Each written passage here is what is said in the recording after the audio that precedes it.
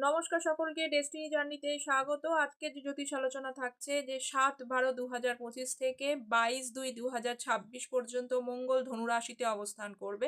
তো দেখে নেব যে এই গোচর সব রাশি লগ্নের জন্য কি ধরনের ফল দিতে পারে। যদিও এটি সাধারণ আলোচনা, সমগ্র বিচার বিশ্লেষণ, জন্মছক বিচার বিশ্লেষণ করার পর তবেই কিন্তু আলটিমেট কনক্লুশনে আসা উচিত। তো যারা পার্সোনাল কনসালটেশনের জন্য যোগাযোগ করতে চাইছিলেন তারা কিন্তু এই কমেন্ট সেকশনটা চেক করে নিতে পারেন। তো প্রথমেই আসছি মেষ রাশি লগ্নের জন্য কি ধরনের মানে আপনারা প্রত্যেকটা রাশি আলোচনা করব। প্রথম হচ্ছে মেষ রাশি লগ্ন। মেষ রাশির ক্ষেত্রে বলবো নো এফোর্ট নো গেন। নিজের কিন্তু কর্ম প্রচেষ্টায় তবেই আপনার ভাগ্যোন্নতি হবে। কখনো রাগ কন্ট্রোল করার চেষ্টা করবেন। বৃষ রাশি বা লগ্নের জন্য প্রথমেই বলবো যে বৈবাহিক ক্ষেত্রে কিন্তু নিজেদের মধ্যে মন কষাকষি হতে পারে। ব্যবসা বা চাকরির ক্ষেত্রে একটু সচেতন থাকতে হবে। জেমিনি মিথুন রাশি লগ্নের ক্ষেত্রে টেম্পারামেন্টাল ইস্যুসকে কন্ট্রোল করতে হবে এবং যে কোনো বিষয়ে ঝামেলা এড়িয়ে চলাই কিন্তু ভালো। ক্যান্সার কর্কট রাশি বা লগ্নের জন্য আপনাদের সম্পর্কের অবনতি হতে পারে। এছাড়া যারা নতুন জবের জন্য চেষ্টা করছিলেন তাদের একটু সময় লাগবে। যারা কর্মের পরিবর্তন চাইছিলেন তাদের কিন্তু কর্মের পরিবর্তনের সুযোগ এই সময় আসতে পারে। নেক্সট আসছে হচ্ছে লিও সিংহ রাশি বা লগ্নের জন্য যারা সম্পর্কের ব্যাপারে ফ্যামিলিতে কথা বলবার জন্য ভাবছিলেন তাদের প্রথমে কিন্তু সাপোর্ট নাও আসতে পারে বা ইন্টারফেয়ারেন্স হতে পারে এবং ব্যবসার ক্ষেত্রে আপনাদের কিন্তু পরিশ্রম বিনা উন্নতি হবে না।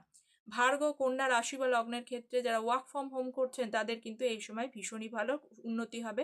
মায়ের শরীর স্বাস্থ্য বিষয়ে সচেতন থাকবেন, কখনো তার সাথে সম্পর্কের অবনতি হতে পারে। এবার আসছি হচ্ছে লিব্রা তুলা রাশি বা লগ্নের জন্য। তুলা রাশি বা লগ্নের জন্য প্রেমজ বা দাম্পত্য উভয় ক্ষেত্রে কনফ্লিক্ট হতে পারে এই সময়, কিন্তু কথায় মিত্র কথায় শত্রু, এটাই কিন্তু মাথায় রাখবেন।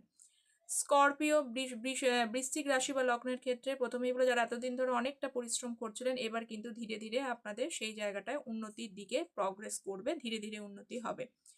ধনু রাশি বা লগ্নের ক্ষেত্রে বলবো আপনাদের রিলেশনশিপে বা দাম্পত্য ক্ষেত্রে দুটো ক্ষেত্রেই কিন্তু সুইট অ্যান্ড সাওয়ার এটাই বলা যেতে পারে।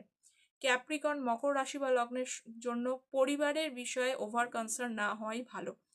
এবং এবার আসছি হচ্ছে কুম্ভ রাশি বা লগ্নের জন্য। কুম্ভ রাশি বা লগ্নের ক্ষেত্রে যারা এতদিন ধরে পরিশ্রম করছিলেন ধীরে ধীরে কিন্তু উন্নতি হবে এবং পরিশ্রম এবং মোরলেস সেখানে কিন্তু প্রগ্রেসও থাকবে।